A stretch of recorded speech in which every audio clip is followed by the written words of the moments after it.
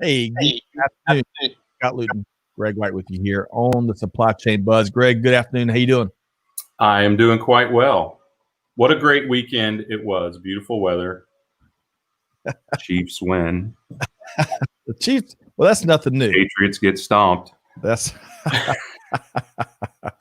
well, the Chiefs just keep winning. They're so good. Great team. Of course, our Falcons here dropped another one. Tough season they're going through. Yep. But hey, we'll see. It'll get better. And life is much bigger than sports. Good context. So, Greg, today it's all about Supply Chain Buzz. We're talking about some of the key stories that you should be tracking across global supply chain. We'll be giving our spin, mainly Greg White's spin on the stories. Right. You do the facts. Right. That's right. It is always a lively show, and we've got an outstanding guest. We've got John Hawley, a long-time supply chain HR leader. He's going to be coming talking to us about some things you got to know when it comes to supply chain talent right now, right? The man who didn't throw the book at training, he threw the book away at training and made training interesting. So, yes, love that. Yeah. Hey, real quick, want to say hello. So Kavan is here. Kavan, Greg, if you saw him over the weekend, I saw it on LinkedIn. He just graduated.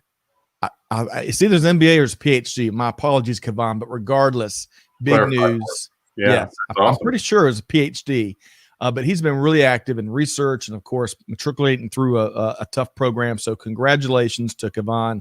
Yeah. And we look forward to big things that lie ahead, right? Yeah, that's awesome. Well, I mean, always a great contributor here. Now I feel completely outclassed. Thanks for that, Scott. You're welcome.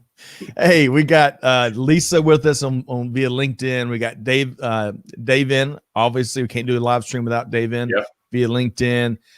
T Squared is back with us via YouTube. T Squared Hangout, because we're going to touch on reverse logistics is one of the headlines. Cynthia Fields is with us. Pratik is back. He says, good morning, and guys, tighten your seatbelt for another rocking session. Hey, Pratik. I love that. He knows what he's in for. That's right. Keep your hands and arms inside the vehicle. That's right. Gary Smith is with us, and Gary's going to be joining us for he's going to make an appearance on an upcoming version of the Buzz in a few weeks. He's got a nice thought leadership piece coming out in one of the major industry publications. So, Gary, great to have you here with us.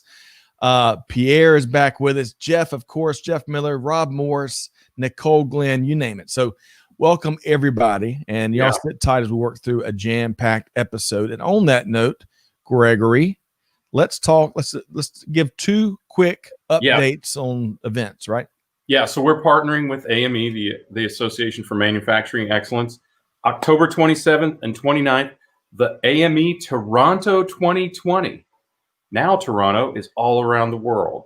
So it's what's going on in manufacturing. You can bet we're going to be talking about lean and, we're going to be talking about lean and what else, Scott? Reshoring, nearshoring, lean shoring. Oh, man. Yeah, that's right. So reshoring isn't exactly what you think it is, and it's not as easy as we think it's going to be. So anyway, join us for that. Sign up. That's a great program. What a great team Kim has put together there. And we've really enjoyed the prep calls with that. Agreed. So. And AIAG, of course, the Automotive Industry Action Group. This is a bargain, seems like, the 2020 Supply Chain Summit. We've talked about it a lot, but where is better to learn about supply chain than someone that can track 7 tiers worth of suppliers? In this day and age, I just see that as so incredibly valuable. So that's November 5th. And join us there. We've actually pre-recorded a couple of the sessions there, and they're pretty impressive. A couple of folks from Ford. I think we've released the Sergere episode, correct? Yep. So just a sample of what this thing is all about. Agreed. A lot of good stuff there. And sign up. Sign up. How about a deal? $29 if you're a member, $49 if you're a non-member, full day, all about the future supply chain 5 years from now. So check that out. Link is in the show notes for that and AME. And Greg, thanks so much for giving our audience an update on those two big upcoming events. Well, I wish one of them would have chimed in to let me know the other thing we were talking about. Well, hey, they might know it as well. Some of these folks might know it as well as we do. They've seen that promo so much, right? That is right. Hey, let's say hello to a few folks. Pierre has an interesting comment. Scott's a facts, Greg's a spin. Interesting summary of the approach. Love that, Pierre. You know us too well. Let's see here. I want to say hello. Master of Science. There you go. Kayvon. Was that what it was? Master of Science. Yeah. Wow. Huge accomplishment. What? Congrats. So it's snowing in Wichita? Yes. Can you believe that already? What?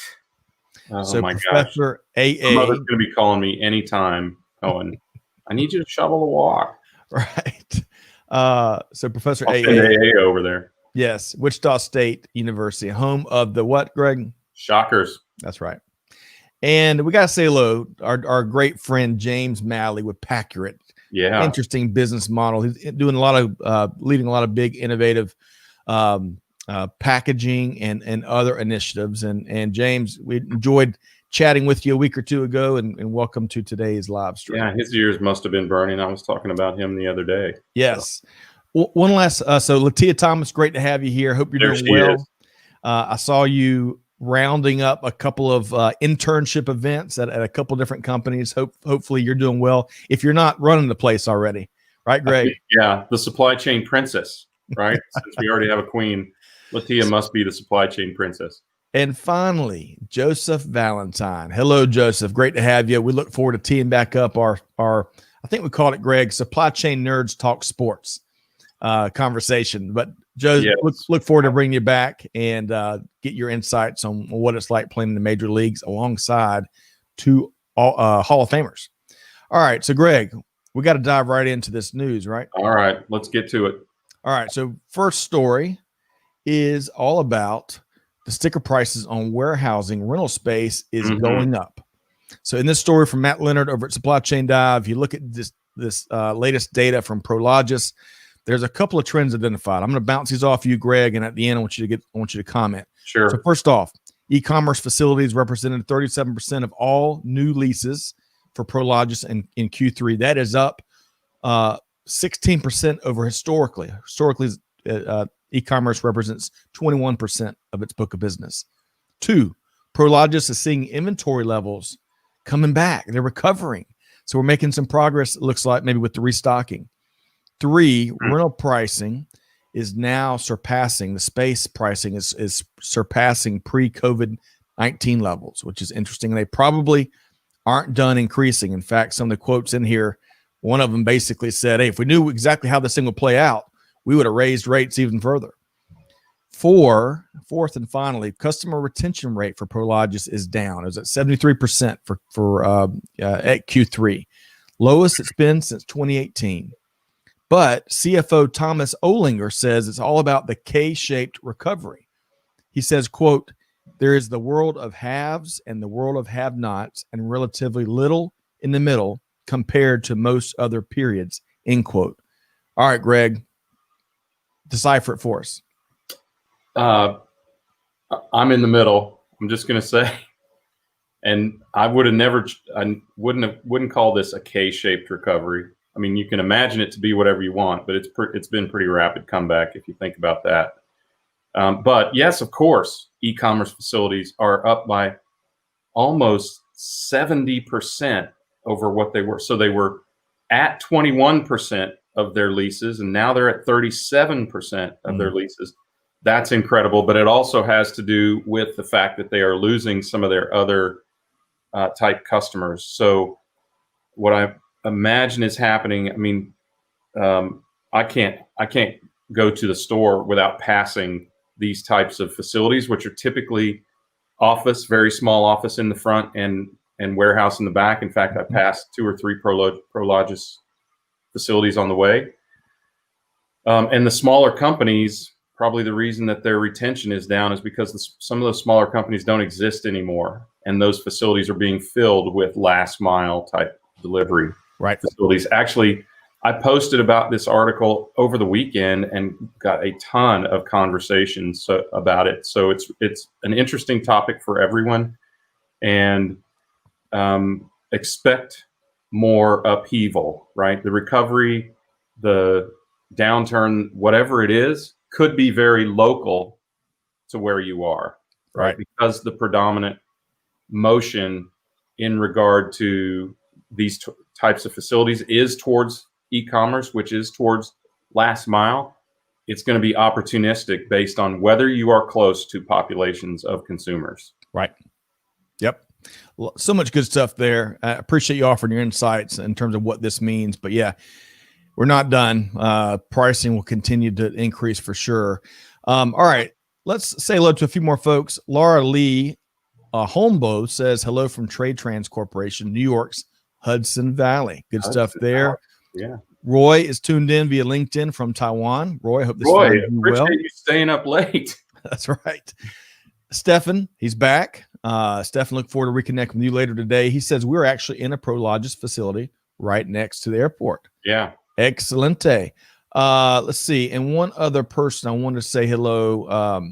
Aaron Freed is back with us. Aaron was bringing it in a couple of the previous live streams, and great to have you back, Aaron. Okay. So let's dive a little bit deeper into this next story, Greg. So, we've got an incredible, noble mission ahead of us as the global supply chain, right? One of the most important missions since, going back decades. Yep. All about this COVID-19 vaccine. And, we're going to talk about one twist related to the vaccine that I got to admit has kind of been in my blind spot. So in this story from Jared Hopkins at the Wall Street Journal, the security of the vaccine supply chain is being scrutinized.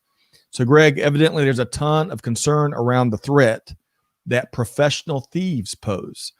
So evidently there's a long history of these professional criminal groups stealing a variety of healthcare-related items, from COVID-19 tests to masks, other PPE, even pharmaceuticals and medicines. So get this quote from Paul Mango, who's Deputy Chief of Staff for Policy at the U.S. Department of Health and Human Services. Quote, we are appropriately paranoid about anything that has to do with either cybersecurity or physical security, and we are taking great precaution to ensure that these are safeguarded. Paranoid. Interesting. End quote. So what are some of the steps being taken and steps that will be taken? A couple of these may surprise you, Greg. First off, as we all expect, storing vaccines in secure and undisclosed locations. 2, carrying out fake shipments in dummy trucks, like right out of the movies.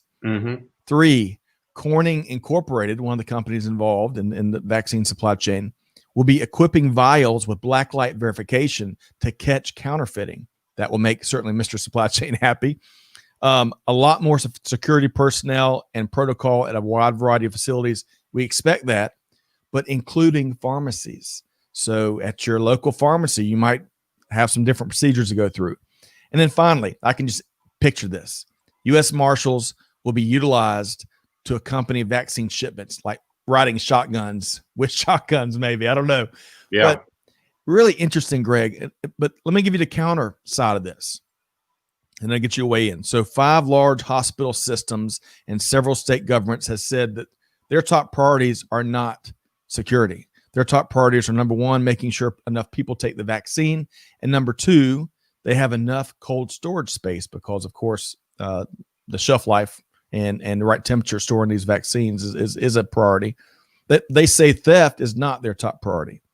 To which Anna Nagurney, who is a supply chain logistics professor at the University of Massachusetts at Amherst, she says, quote, they don't want to admit it's a problem. It's another kind of expense for them, end quote. So 2 sides of the story. Greg, what does it say to you? Well, it says there's going to be a vaccine, which is, some of our listeners may know. I kind of suspected that there was not. It would be harder to get to than this, though I did right at the end of the week hear that, and I guess I will leave the destination undisclosed, but I did hear that large amounts of vials and needles, whatever, not needles. Anyway, large amounts of distribution devices for vaccines are being shipped to some specific distributors around the country. So it's looking like we're fairly close. And I think that's one thing that is actually good news. Actually, the rest of it doesn't really surprise me that much because before I started Blue Ridge, our first client when I was still consulting was a medical distributor, and we distribute it all over the world, and it's quite common in particular societies, and also when there is something of such value. It is also interesting to me. I mean, what this sort of speaks to me is that the cold is a COVID Right. virus, right? And it speaks to me that when there is money to be made, that the medical establishment can probably cure just about anything. Well, let's hear from the audience. Good stuff there from Greg. So, Michael, and Mike, great to see you. Thanks for passing along that great piece on supply chain finance transparency. Looks like there's some legislation coming down the pike. Mike says that the distribution of the vaccine has been fascinating because you do not typically get a look behind the curtain in other corporations, but the Wall Street Journal has done a fantastic job covering it and shows many overlaps within each supply chain discipline. Excellent point. And yes, the Wall Street Journal, one of our favorites here, their logistics report in particular, has been on it.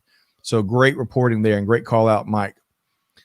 David says, I have heard of straight up Fast and Furious style heists for prescription meds shipments. To Greg's point, it's common in third world countries for sure. I mean, sometimes the government just straight takes it from whoever's supposed to get it. But yeah.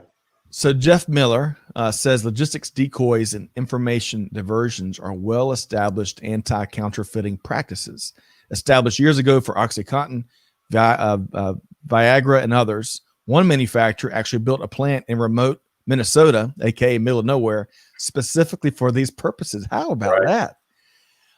Good stuff there from Jeff. Aaron says the Health and Human Services contractor for the vaccine storage and distribution is McKesson, my employer. We take security. Okay, well, then never mind. I guess I won't. I guess I didn't need to keep it secret. That's right. We take security at all of our DCs very seriously. That's all I can say on the subject. Excellent point, Aaron, and thanks for what you and your team are doing to tackle this huge challenge. Pierre, short shelf life, say that 10 times, for vaccine that requires refrigeration. Looks like he's quoting Michael Berg, CEO at Envirotainer, says, quote, once vaccines become available, we know they will require temperature-controlled air freight in a global distribution in very large quantities. Yes, that's a huge concern, the supply of all of that, to keep it at the right temperatures throughout the entire transit, right? Which other industries have been challenged with for years. Well, we don't have a shortage of that, by the way. There's not a shortage of cold storage in the industry. Some of it is being used for other purposes. And as we know, companies like Lineage Logistics are trying to corner the market on it. Well, fortunately, other providers have come in so that we can be assured that there will be a competitive marketplace, continue to be a competitive marketplace in cold storage. I think the challenge is not shortage of actual warehouse square footage. I would be more concerned based on what we've read about the entire cold chain, not just the space, but all the transit and making sure the temperature and all those trade-offs and all that movement is all protected. Mm-hmm. And some of the numbers just from sheer capacity, if they, well, we'll just leave it at that. Well, huge challenge. Yeah, that's right. And particularly cold chain committed to medical. But as we have experienced during this crisis, many people, especially when there's money involved, have been willing to adapt. And cold chain is a very common transportation and warehousing in the food and food service industry. Right. So there's some possibility to adapt there, in as much as there will be a mass effort to distribute the vaccine as rapidly as possible. So it should be a relatively short-lived, if massive strain, at least short-lived strain on the supply chain. Yep. All right. Well, fascinating. The whole rollout, not just the development of the vaccine, but moving into distribution is going to be a story to be told for generations. That's right. Claudia Freed. When I was a kid, did you ever think your kids would have a better when I was a kid than you do? Oh boy, you're right there. Claudia, welcome to the show. She says state governments supply special fridges for temp control vaccines, flu vaccines, and pediatricians' office as an example. And I expect higher demand in these units to help with local storage at medical offices. Excellent. And then Kavan, the newly master of science, technical professional, says supply chains should regard social anxiety as a new concern for increasing the number of distribution channels, as we have seen such externalities. Well, that's a word. During COVID-19. Good point there. It sounds like a master of science. Yes.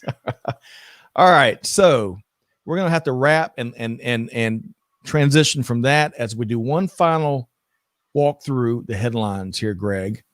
And let's see here. This is kind of rapid roundup. Yeah, rapid roundup. That's right. Really quick. So first off, the grocery wars are heating up. Now, Whole Foods is offering 1 hour fulfillment pickup in 480, all of its U.S. locations. Mm-hmm. And it's free if you're, of course, an Amazon Prime customer and you place an order at least $35.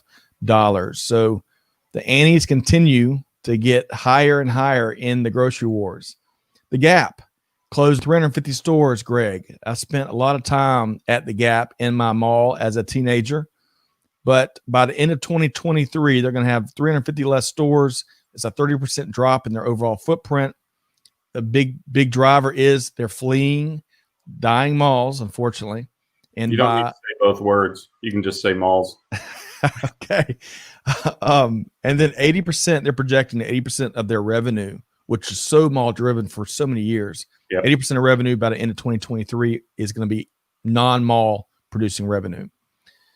Coca-Cola Company killing 200 drink brands. That's half of their portfolio, Greg. Whatever it takes to get rid of Tab, which is one of the brands that is being killed. Finally, it is the most chemically created drink on the planet. If you drink Tab, and I hope you don't, find something else. I've never, battery acid is better. Yeah, I never cared for Tab. Yeah, but also the Coca-Cola is looking at their hydration line, which is Powerade and all those other types of drinks. Yeah, removing some brands there, and they look at it as a top line revenue play, so they can invest more heavily in the brands that really drive revenue for the company, including Coke Zero and Diet Cokes, and which big fans of in our household at least. All right, so big news at Gap, big news at Whole Foods, big news at Coca-Cola Company, and then let's talk about, I had a neat little animation here, Greg, and I have completely forgot to hit that. Looky there. Look at there. You can see exactly where we are in all of our rambles. That is amazing. Thanks so much. Amazing. All right. So we are totally entertained here. We talked on the front end about how inventory is making a little bit of a comeback, as driven by the warehousing activity. But still, a lot of inventories has become tougher to restock, as we're finding out. Automotive dealership inventories are down quite a bit. Paint producers are low on paint cans. How about that? Yeah. And new and replacement parts for appliances can be tough to find, as we've learned here. And I think we touched last week on our dishwasher saga. It took us almost 2 months to get some pretty basic parts to get our dishwasher back online. So interesting firsthand experiences there. And as we've alluded to, dirty dishes pile up quick with 3 little kids here in the Luton University being homeschooled. So inventory still tough to restock. And finally, Greg, we've had Happy Returns and FedEx on the show, and they've rolled out this new partnership. They're going to be building more of these return bars, right? Growing their network by 76% in terms of places that consumers can go and drop off returns, making it easy to send them back. You're going to find places as part of this rollout at Walmart's, more FedEx locations, malls, interestingly enough, campus bookstores, you name it. So that's going to be making life easier maybe for consumers, right? Well, I hope they're not actually bars, because people will just buy stuff just to return it and go to the bar. So I agree with you. And our friend, of course, that's not unlike what Kohl's is doing for Amazon, right? And Home Depot, lots of retailers have positioned that for themselves. But that's really interesting that they would undertake that middle ground. That actually is going to be a huge cost benefit to retailers long term. Agreed. Felicia, a dear friend from the Reverse Logistics Association, is giving some love to both Happy Returns and FedEx. She says making returns easier for all those e-commerce purchases. That's right. All right. So, Greg, that is the Buzz headline roundup. We can never get to all the news, of course, in the industry, but we want to share some of the important developments that we've captured. Yeah. But up next, and by the way, Stefan says, hey, I tried repairing our dishwasher, made it worse. Man, those things can produce some smoke. Man, oh my gosh, no burns. Hey, so consider this though, Scott. Consider this possibility, and that is all of the issues in terms of availability of parts could lend to 3D printing. And I think in one of our shows last week, somebody alluded to that, right? Because some of these parts are plastic, some of them are aluminum, some of them are very easy to duplicate. And perhaps that fills the gap and starts to open the door there. I think we're going to see some other creative doors open. Yep, agreed. Out of this thing. Love that comment. What great comment. And we've seen, as we've all seen, 3D printing and additive manufacturing get more and more practical and more relevant. So love that comment. Hey, yeah. Two others real quick. Daniel Hartnett. Daniel, stick around because we're going to be sharing part of your submission after we bring on our featured guest. But he says speed plus new supply chain partners across end-to-end supply chain will result in increased risk of third parties. Rush to onboard will lead to potential to minimize due diligence. Good point. And finally, Kim Winter, who interviewed the one and only Greg White. Looking forward to that dropping, I think, Wednesday or Thursday of this week. Wednesday. You get Kim and Greg together, and you're going to have a guaranteed exciting time. So I'm looking forward to this interview, Greg. Yeah, there may be a hot mic moment in there that prevents my run for the presidency. Yeah. You know, I said I gotta share this from Gary. Gary says about 30% of our online sales are return. Reverse logistics is a key part of the circular economy. Great point. All right, we've got it. As much as we want to dive deeper in those stories, and with all these great comments we couldn't get to, we got to move on for sake of time because we've got an outstanding featured guest here on today's show. Greg, are you excited? I am. Let's hear it. I am too. And it's a repeat guest. We got Mr. John Holly with Holly Executive Services. Hey, good afternoon, John. How you doing? Doing good, Scott, Greg. Good to see you guys. Yeah, good to have you back. Great to see you again. You know, we were talking pre-show. It's probably been about a year since you last joined us. And get that, we were in the studio together last time you joined us, enjoying each other's company and camaraderie and kindred spirits. And we're not quite there yet. It feels like it was about 18 years ago. But we will be back. And in the meantime, it's great to have you here talking about a hot topic, talent across industry, but in particular supply chain talent. So for folks that may have missed that first episode, John, tell us a little bit about yourself. Well, human resources is what I've done all of my professional life, be very frank, from the time that I was in college up until now. And human resources is it. That's all I do. I've worked in the technology world. I've worked in the utility world. I've worked for food services companies, worked for a manufacturer, nonprofit. So I kind of covered the gamut in terms of sectors to work in. And so I'm comfortable that I can be able to kind of espouse a little bit of knowledge about what's going on in the world of people these days. And what I find to be very interesting is that even though the environment changes, the people issues, very much similar. Some nuances, but very similar no matter what industry you go across. So that's what I'm doing. Right now I'm doing some consulting, like I said, and enjoying that. Love it. All right. So Greg, we're ready to pick his brain a little bit. Yeah. Well, yeah. I mean, tell us a little bit about something before you did all that, by the way. I mean, give us an idea of how you I'm really interested in how you kind of shaped how you think about things. We call it worldview here, but give us a little bit of insight on that. Worldviews. In other words, how did I get to be who I am and how I think? Your grandmother say to you that really stuck with you, or something like that.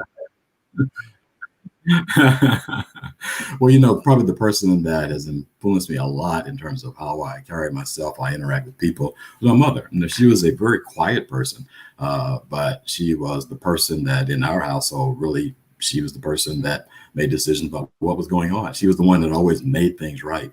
But the thing that I probably got that I carry with me that's been beneficial has just to be calm in bad situations. Because when there's a fire and your hair is on fire, it's chaos. And so I've learned and been able to just keep a calm demeanor in all these things. I'll give you one quick example that I worked for Cox Communications, and in 2005, I took on the role and went down to New Orleans. And about 4 or 5 months into that assignment, along came Hurricane Katrina. And, so all of a sudden, here we were, something that was very much unexpected, and we did a conference call with the folks in Atlanta who were headquarters. And I said, y'all gave me this book and you oriented me. None of this is in this book. And so with some basic general direction, we make things up as we went along. But bottom line is being calm in the face of, tragedy, sometimes being calm in the face of things just going awry. And I think that's the best way to kind of go through things. Hey, one quick comment on that, Greg, because we've been fortunate to have John on panels with us, on the show with us, plenty of sidebar conversations. And John is as even tempered, calm, cool, and collected as they come. So John, clearly you're following your mom's advice and model. Oh, without a doubt. No doubt. Well, and so yes. And not only the demeanor, but also the voice that just calms you down. Right. I'm John Polly. Everything's going to be okay. So you can just feel it. So funny. Someone told me once, they said, you could probably read the telephone book, and I feel pretty good about that. And I can do that. It's the voice of God.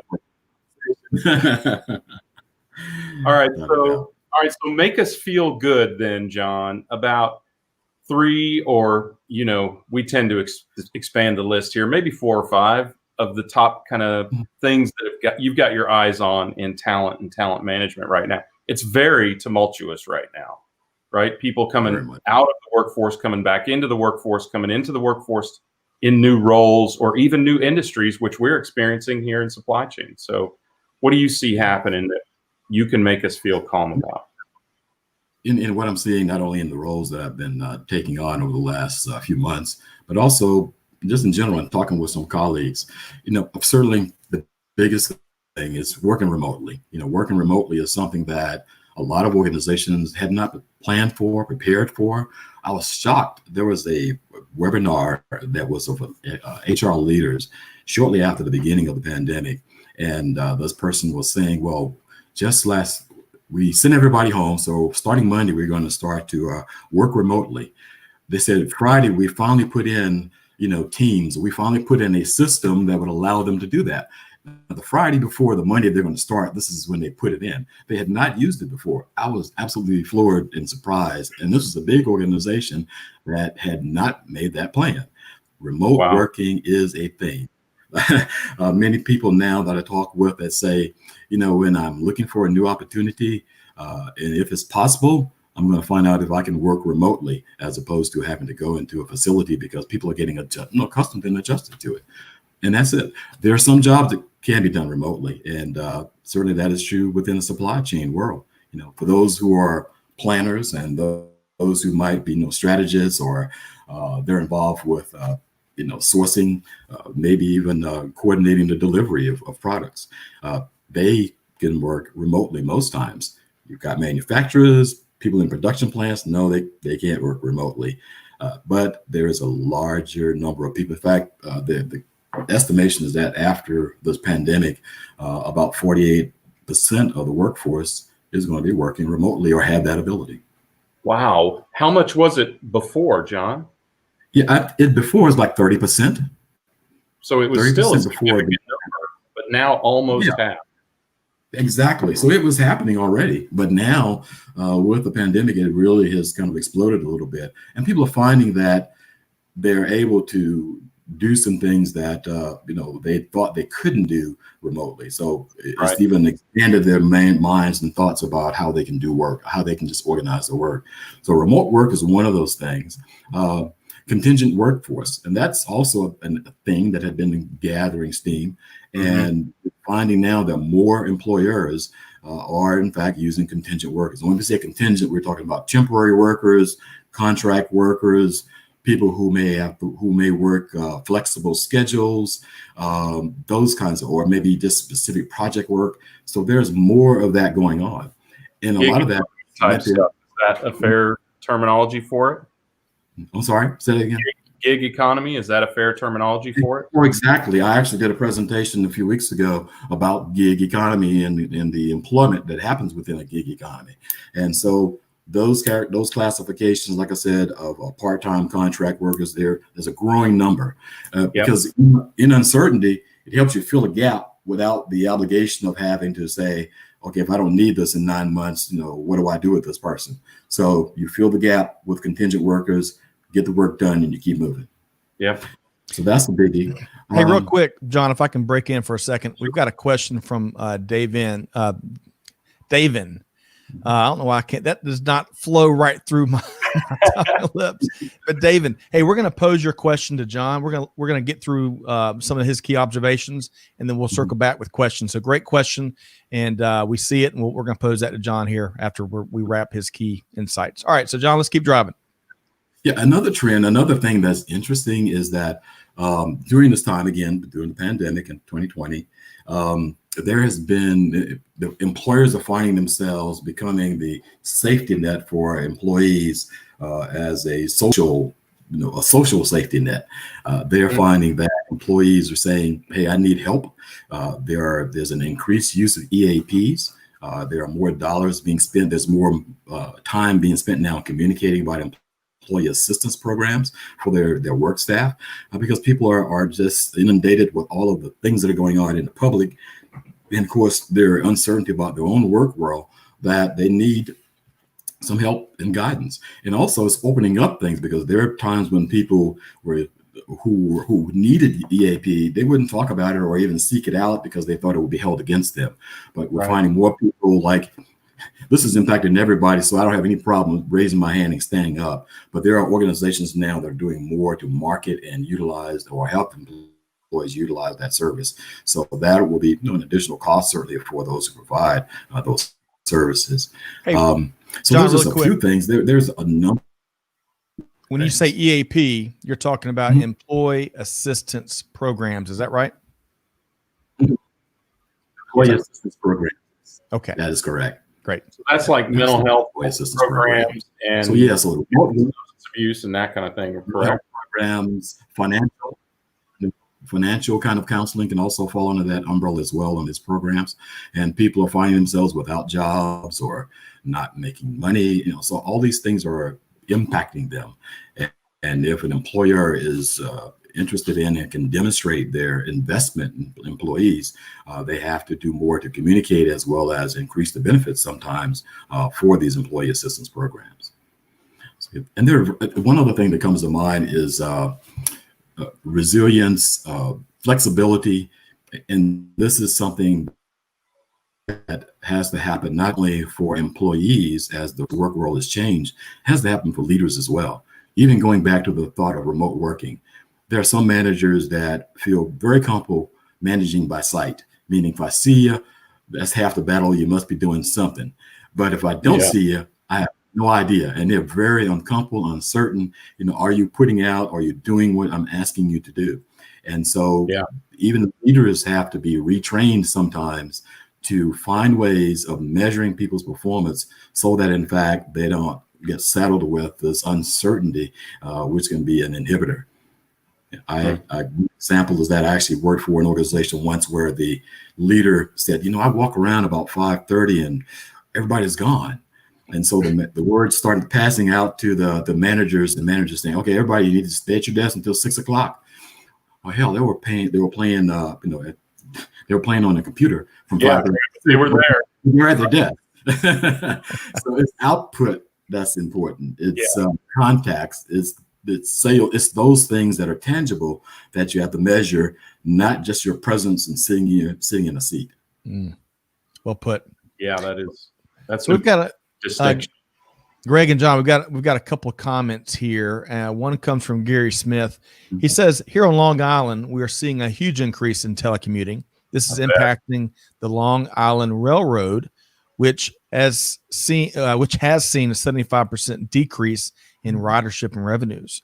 While this will eventually increase, a permanent drop-off is estimated at up to 40%. Holy cow. Yes. Well, I agree. It could be a blessing, frankly, because Long Island Railroad is not a profitable venture. So in a way, I mean, maybe they find another way to make that work. Who knows?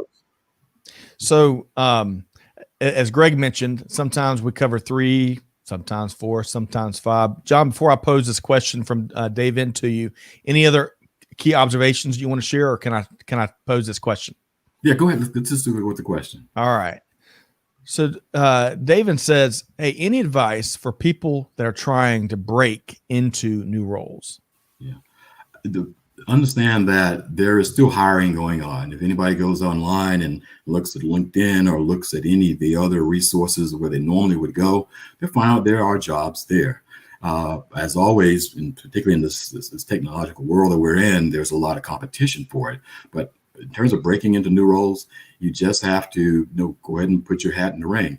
If there's somebody who is saying, well, I'm doing this particular job and this is what I've been doing historically, but I want to go over and do this, what they've got to be able to demonstrate in their communications with the recruiters or hiring managers is what skill set do they have that they now can bridge to this new role. And oftentimes I tell people as they're looking at new roles, clearly look at the job description, listen to whatever these hiring managers or folks are saying, and be able to demonstrate to them how you are able to link that. If you've been a good this, but you need to be a good that, you need to be able to demonstrate how you can do that through skills. And people have to, you'd be surprised at how much knowledge and skills that you have that is transferable, but you hadn't thought about it because you're just doing it. Now, you just have to be able to map that to whatever this new role is. Excellent point. Hey, John, I want to get you to speak to something for a second. And right before, I want to welcome in Pankaj, who is an ex-Air Force logistician. Hopefully this finds you well, tuned in from India via LinkedIn. Great to have you. Hey, so we interviewed a senior HR executive from a manufacturer in the upstate of South Carolina. And one of the things that she shared, Kelly Schaub with Proterra, from a show a month or 2 ago, one of the things that she shared that really resonated with so many folks is, as a HR leader, one of the biggest roles she embraces is to make sure that when they're meeting with executives in those meetings and planning this and planning that the workers and the families behind the numbers and the bottom line numbers are represented, and that they're not just looked at as numbers. John, you strike me as someone that will probably really value that element of HR leadership. Can you speak to that, if you would? Very much so. The people have to understand that even though the person that's coming to work as part of your workforce is that individual, but he or she is being influenced by the environment outside of those walls or outside of that organization. And so you've got to be mindful of it. You can't let it drive necessarily your business, but you have to be aware of situations. I'll give you an example, which goes actually way back, where I was working in an organization and they said that the president said, okay, we're going to have a staff meeting starting at 7:30 in the morning. I said, that's good. I won't be there because I got to drop kids off. I may be here by 8 o'clock. And so just count me out. So catch me up when I get there. He thought about it because he was someone who was driven by work and he had no kids. He had a dog that dog is about the closest he got. And he didn't understand that dynamic of, and there were probably other people around the table that had the same situation as I had. And, but he was not mindful of that, but he backed up. He said, I had to think about that. And so he actually changed and moved it to a later time. just because of that observation and that assertion. And I was very serious. I was not going to be there at 7:30. I could have probably made a lot of different arrangements and changed life and all that kind of stuff, but it was just not going to be logical to do so. So leaders have to be mindful that people have families. It has become much more pronounced, particularly during this time when kids are in school, or they're not in school, they're actually doing school virtually. They're doing, like for me, I had someone doing homework in the other room. And so what do you do? How do you, when can I go back into the office? When I'm having a conference call, I have to be mindful of the fact that I might have interruptions. I love the commercial that's just recently come out. I forget whose is now, where this guy is making presentations to his board and the kids are all around, they're playing. That's people's reality. Okay. Right. And so as leaders, you have to be mindful that the person that is there to do the work that you're going to have them do still has all these other things that they've got to be responsible for. And of course, workers have to be mindful that they too have to manage their lives so that in fact they can do the work and do it well. For some people, like for me, I like doing work like late at night. And so therefore, if you give me something, if I don't get to you during the day, probably 9 or 10 o'clock at night, you may get an email, or maybe 1 or 2 o'clock in the morning, you get an email. Hey, we all work differently. We all have different situations and different family concerns. Excellent point, John. I appreciate you sharing that example. Yeah. Hey, Greg, I'm going to share a couple of comments, and then we're going to make sure our audience knows how to connect with John. And I'm sure you've got a couple last things you want to share with John. T Squared says teleworking is a necessary evil and should be availed as such.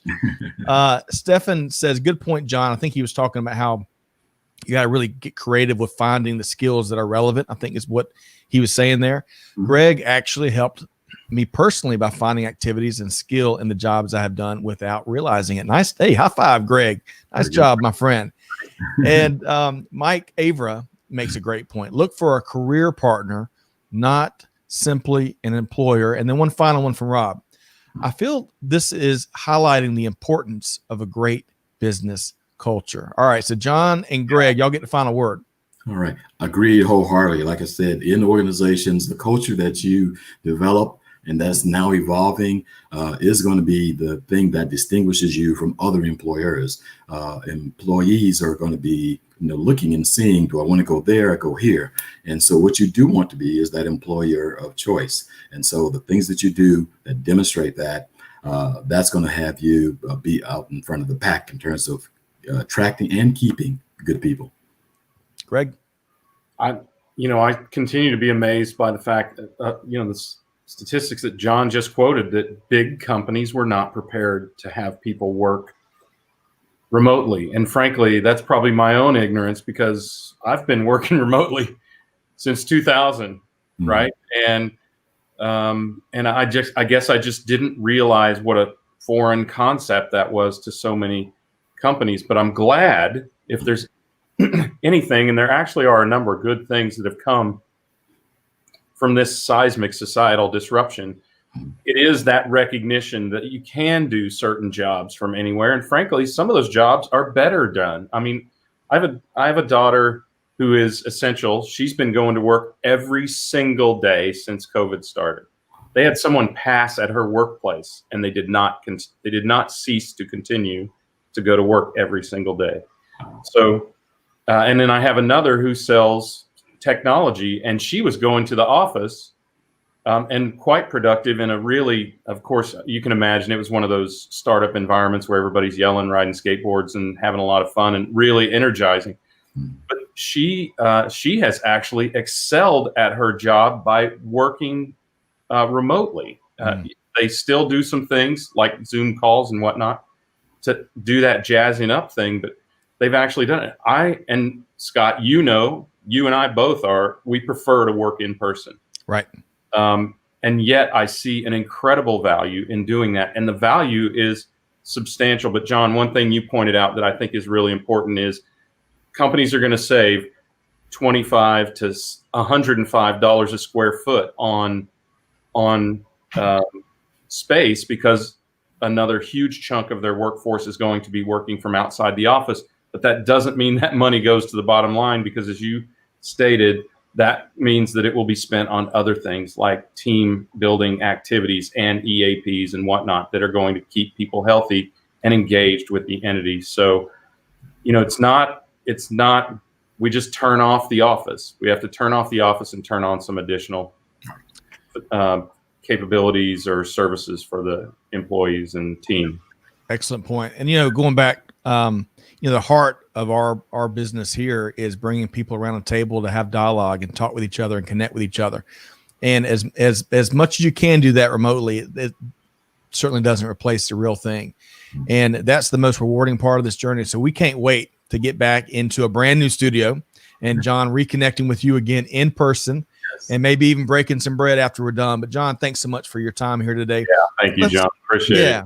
Great Let's insight. make sure our audience can connect with you. So we've got your LinkedIn profile, I think, in the show notes, and it'd be great to have folks connect with you that way. But how can folks connect with you? Yeah, I mean, that's one of the key ways of getting to me is through the LinkedIn link, but through email. It's very simple. It's John, G is in good, Holly, HOLLY @gmail. Outstanding. And that's a capital G for sure. I love your perspective, John, and great to have you here again. We've been talking with John Holly with Holly Executive Services. John, hope to reconnect with you again real soon. Thanks so much. All right. Thank you so much. Thank you, guys. Thanks, Take care. Greg, I love that conversation. John and Kelly Scheib are two of the folks that they just got that steady perspective that communicates, hey, I'm a great resource. Let me help you, and that he's got that beyond the expertise.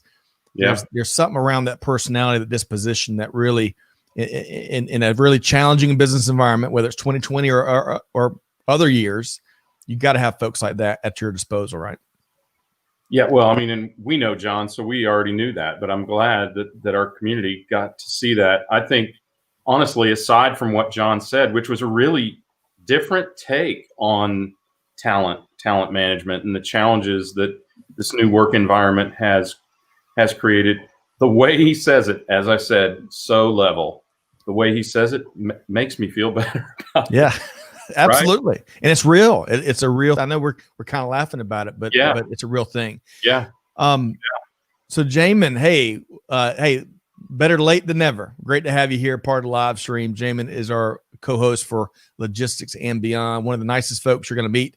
He says he's gotten more creative in how he stays connected with people instead of simply only relying on, I'll wait till I see them. Yeah. Excellent point. You got to be deliberate and intentional. It takes on a whole new meaning now, doesn't it? Agreed. All right. So I hope you all enjoyed John's appearance as much as we did, as much as we certainly thought that he would resonate in his point of view. But we want to share one other point of view with our audience here today. So there we go.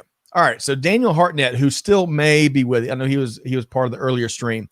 So Daniel Gregg was the first individual, he's going to go down in record books, that shared his POV via that new recorder we've got. We'll touch on that in a second. So, the question we threw out there, Greg, was, hey, what in global supply chain is not getting enough visibility? So I'm taking an excerpt. This was a nice, fully well thought out share with us. He said, quote, one area that I think there's a need of reevaluation and a closer look is the evolving role and nature of supply chain risk management. SCRM is new nickname, new acronym. Now through SCRM is not a new concept that emerged with COVID-19, but it has taken on a new meaning and importance since the pandemic first appeared. And Greg, of course, that falls right in line with dozens of conversations that we've had, right? Yeah, it's hard to overstate the way I feel about supply chain as a risk management task. Right. But yeah, absolutely. I think we have for too long focused on our belief that we can somehow predict and preempt trouble and do so with a minimum of cost. Yeah. Right. It is possible to balance these things, but risk management has to be first. There's one job in the supply chain, one job: get the product to the customer. Right. End of discussion.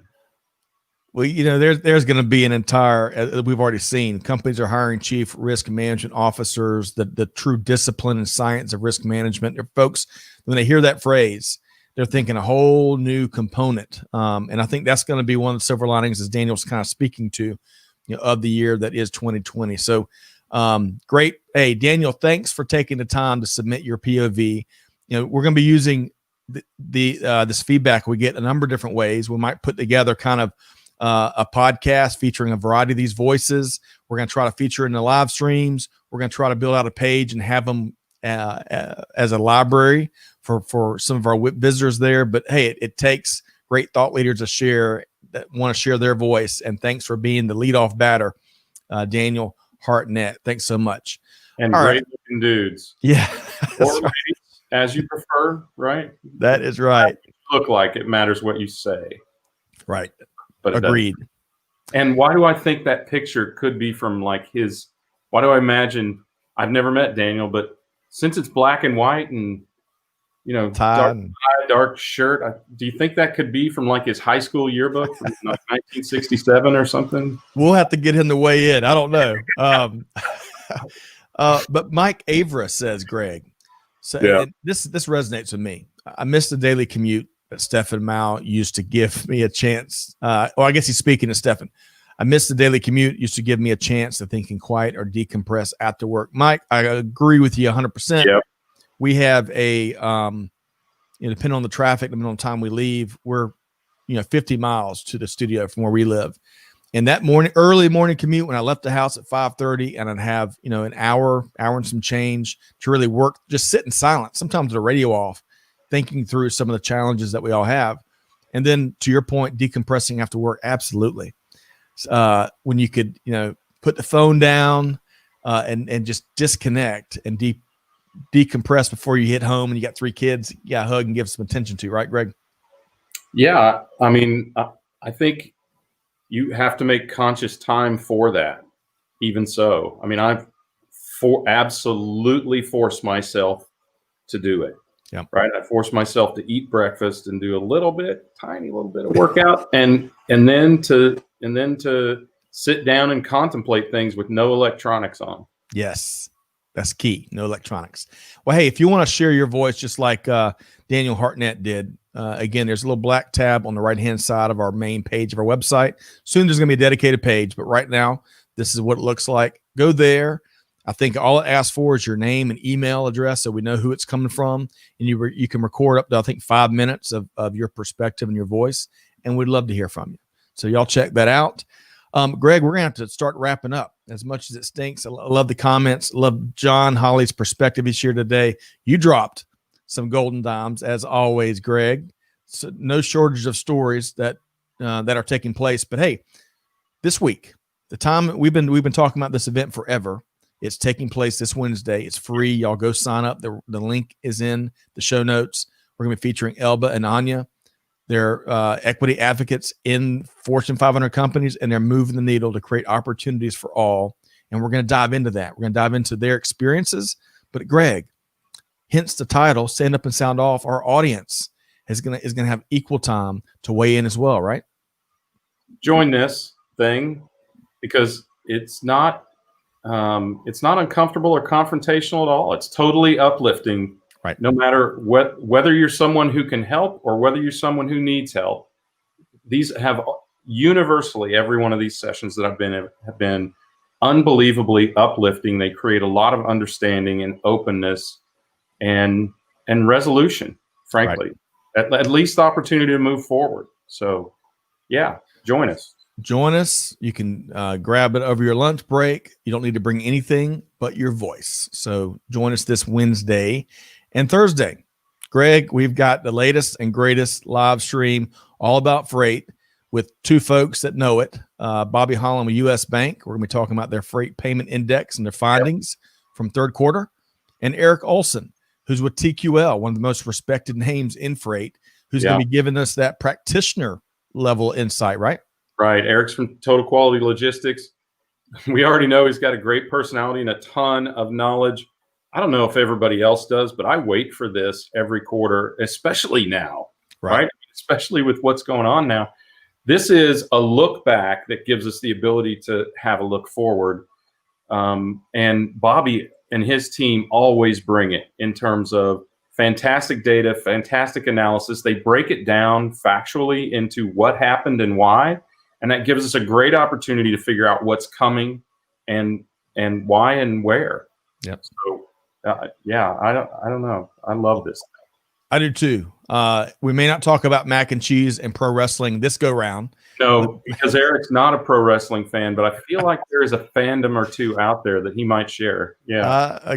I agree. Y'all join us.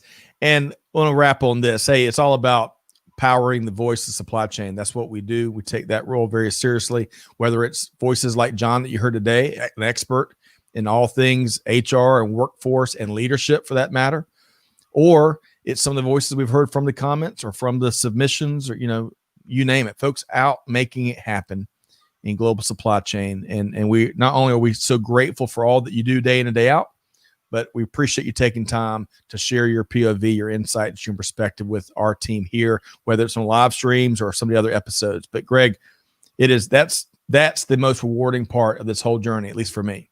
I love that supply chain has a seat at the table, as you've been saying. We've been talking about leading up to that. I love that there's a seat at the table. It's right near the head of the table now, and it is finally as it should be. So we're proud to be the voice for and of the supply chain.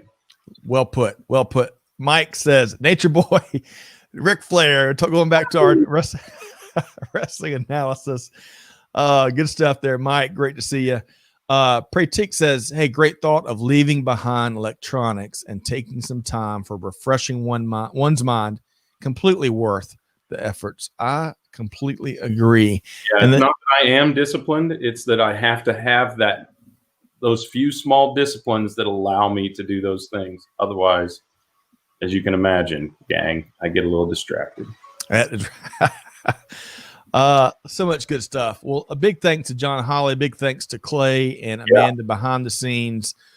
Big thanks to all the folks that showed up and shared their your perspective and your insights. Great episode, Greg. Yeah, I'm glad to see. I'm glad to see all these folks joining us. It's crazy. It's a whirlwind every week, and I love it when we see new names and faces out there. So. Agreed. And big thanks for the kind feedback, Dr. Is it Vias, you think? Vishal. Appreciate you chiming in and participating with us here today. Hey, thanks to everybody. Hopefully you all enjoyed the conversation and the dialogue as much as we have. We'll see you next time. Hey, but before we go, do good, give forward, and be the change that's needed. And on that note, we'll see you next time here on Supply Chain Now, the voice of supply chain. Thanks, everybody.